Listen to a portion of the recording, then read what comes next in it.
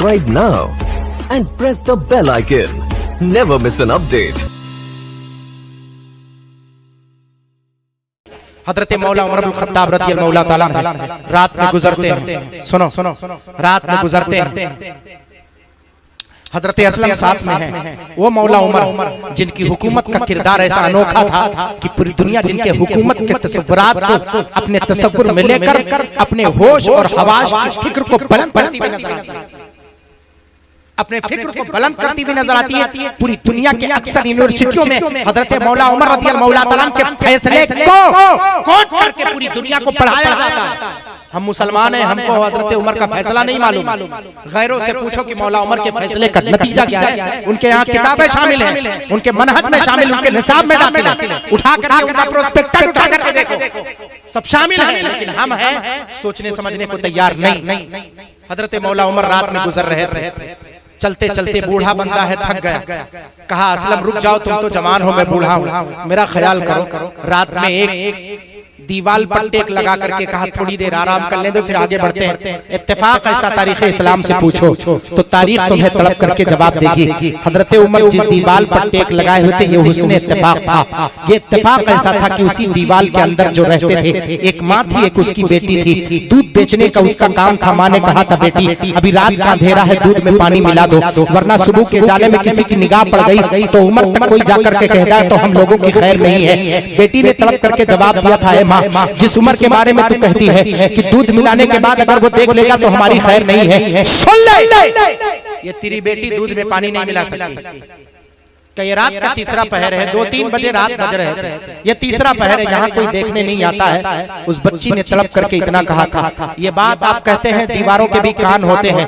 रात हो रही थी, रात थी। हजरत मौला उमर उसी दीवार पर टेक लगाए। जब माँ और बेटी कलाम करने लगे तो हजरत उमर के कान खड़े होकर बातें सुनने लगे। साफ हजरत उमर के कानों तक आवाज आ रही थी। माँ ने कहा था कि बेटी दूध में पानी मिला। बेटी ने कहा कि नहीं माँ, हजरत उमर ने मना फरमाया, ये काम मैं नहीं कर सकती। तो माँ ने कहा कि उमर तो अपने बिस्तर पर सोया हुआ होगा।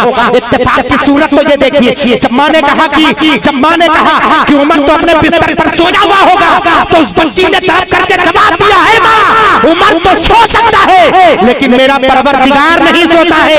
ला ताखुदुहु सिनतुन वला नौम, ना उसे नींद आती है ना आग आती है। मेरे मौला जगता था और जगता है और हमेशा वो जगता और सोता रहता है। सुभान अल्लाह। उसे नींद नहीं आती। उमर सो गया तो क्या हुआ, मेरा मौला नहीं सोता। ला ताखुदुहु सिनतुन वला नौम, उसे नींद नहीं आती है। माँ बेटी की गुफ्तगू को समाप्त करते हजरत मौला उमर तड़प आंखों से आंसू के कतरात जारी हो गए। अपने आप से कहा उमर तू फख्र कर, तेरे दौरे खिलाफत में ऐसी बच्ची भी है जो माँ को हक का जवाब देती हुई। मेरी माँ और बहनों सुनो, तुम भी इस्लाम की हक़ानियत पर आ जाओ कि अगर माँ गलत बात तुमसे कहे तो कह दो माँ ये इस्लाम है, इस्लाम कोई नहीं अगर देखता है तो प्यारे मुस्तफा की इनायत है और अल्लाह तबारक व तआला अपनी निगाह इनायत से देखता हुआ। फिर खताएं कैसे करोगे अगर ये ख्याल आ जाए। जो कौम आक़ाए करीम सल्लल्लाहु अलैहि वसल्लम के हाजिर और नाजिर होने का सबूत पेश करती है वही कौम महफिलों में बैठ करके पान और गुटके और वो खाती हुई नजर आती है। उनके सर पे उनकी महफिल में टोपियां तक नहीं होती और दावा करते हैं कि हुजूर सल्लल्लाहु अलैहि वसल्लम तशरीफ लेकर के आते हैं। ये हमारा निसाब है और ये हमारा तसव्वुर है। उठ करके चले जाते हैं। आए इब्तिदाई हिस्से में महीने में कहीं एक मर्तबा 2 महीने में एक प्रोग्राम होता है और उसमें भी उठ करके चले जाते हैं। आधे लोगों को सुनते आधे नहीं। और दावा ये होता है कि आक़ा करीम सल्लल्लाहु अलैहि वसल्लम तशरीफ लेकर के आते हैं। जरा सुन, तू आशिक है या महबूब है? प्यारे मुस्तफा की आमद हो रही है और तू उठकर अपने घर पे जाकर बिस्तर पे सो रहा है। ये किसी मुसलमान को गवारा है? बताओ मुझे भाई, इस फलसफे को समझाने की कोशिश करो। नहीं। तब हजरत मौला उमर बिन खत्ताब रज़ियल्लाहु ताला अन्हु की आंखों से आंसू के कतरात गिरे कि ऐ मौला तूने उमर के दौरे खिलाफत में उस बच्ची को भी उमर के कान तक उसकी आवाज सुना दी जिसने ये कह दिया कि उमर सो गया तो क्या हुआ। मेरा मौला उमर का मौला अब भी देख रहा है।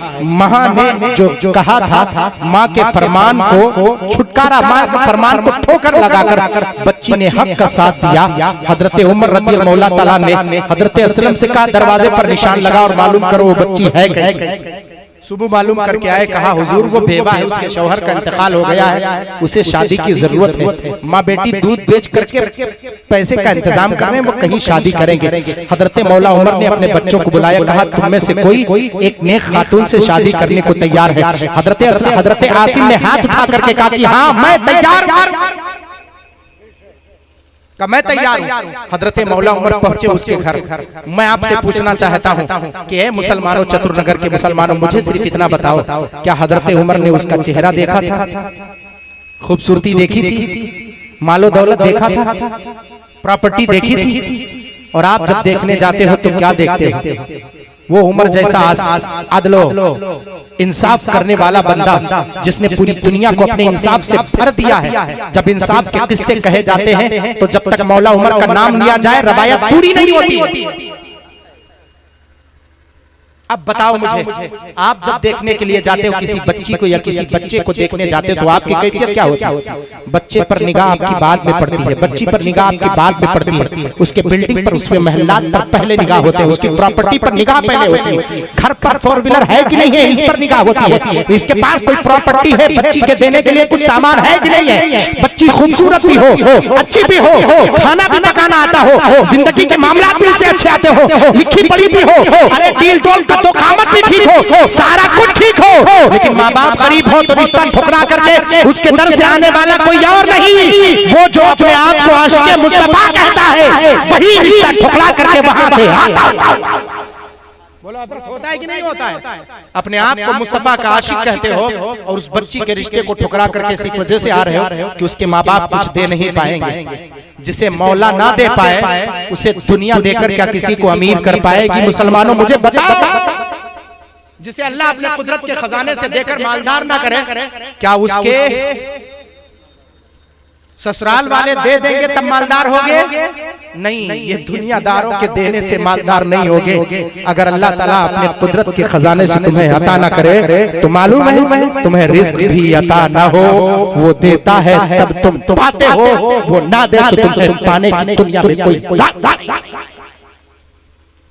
कुछ मफहूम समझ में आ रहा है? बयान करूं या खत्म किया जाए?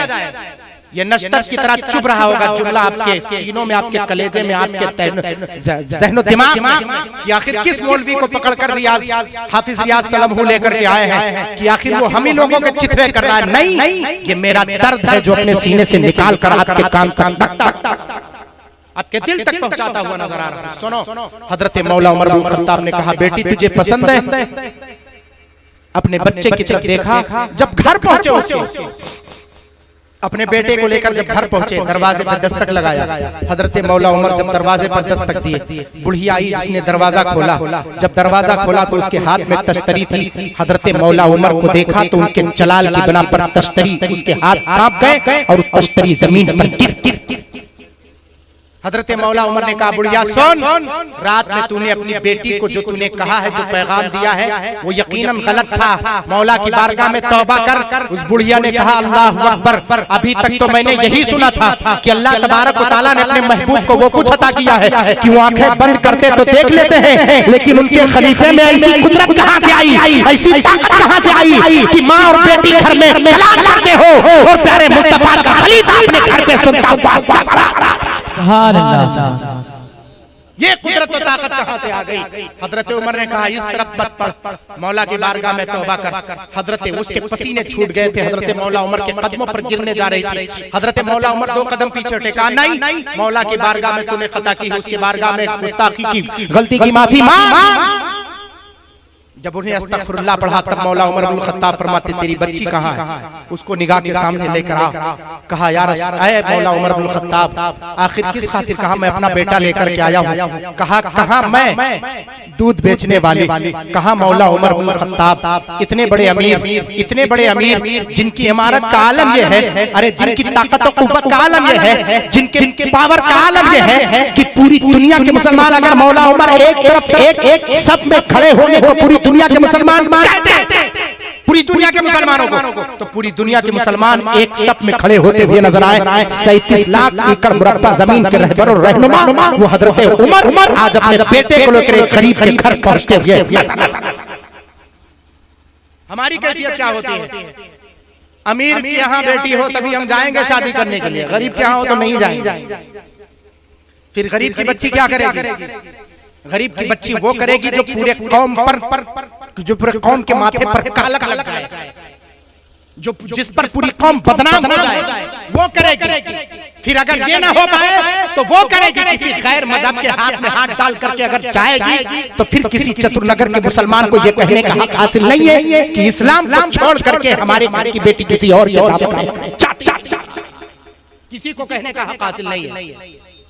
हमने मामला ही ऐसा कर दिया, हमने उर्फ ऐसा बना लिया है, इतना मुश्किल कर दिया है अपने यहाँ शादियों को कि एक आम आदमी सोचने पर मजबूर हो जाता है कि आखिर हम शादी कैसे करें। ये शादी इतनी सख्त न थी, इतनी तंग न थी, इतनी टाइट और इतने सारे साजो सामान की इसमें जरूरत न थी। जरा सोचो तो सही। हजरत मौला उमर बिन खत्ताब रज़ियल्लाहु तआला ने अपने बेटे की तरफ देख करके कहा, बेटी तुझे पसंद है? लड़की को देख कर कहा, मेरा बेटा तुझे पसंद है? दोनों ने निगाहें नीची कर ली। अस्सुकूत कर रदा के तहत मौला उमर बिन खत्ताब ने कहा, इन दोनों को मस्जिद नबी में पहुंचाओ। हजरत मौला उमर ने गवाहों को हाजिर किया और हाजिर करने के बाद मस्जिद नबी में उसी किसी चीज की तैयारी किया।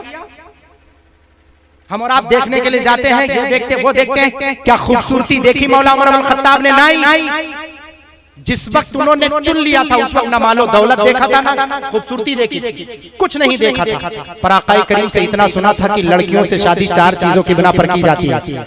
लिमालिहा, उसके माल की बल, जमालिहा, उसकी खूबसूरती की बिना पर, लिहसबिहा, उसके हसब व नसब की बिना पर, लिदीनिहा, उसके दीनदारी की बिना पर। गोया दफा दखले मुकद्दर के तौर पे सहाबा ने पूछा, या रसूल अल्लाह आखिर इन चार चीजों में हम पसंद किसको करें? अरे खूबसूरती को पसंद करें, मालो दौलत को पसंद करें, हसब व नसब को पसंद करें, दीनदारी को पसंद करें। तो आक़ाए करीम सल्लल्लाहु अलैहि वसल्लम ने पहले ही सवाल का जवाब दे दिया, फदफर बिदात दीन तरीबत यदा। ऐ बंदे, तू दीनदार बच्ची को पसंद कर ले, तेरी दुनिया भी कामयाब हो जाएगी और आखिरत भी कामयाब होगी।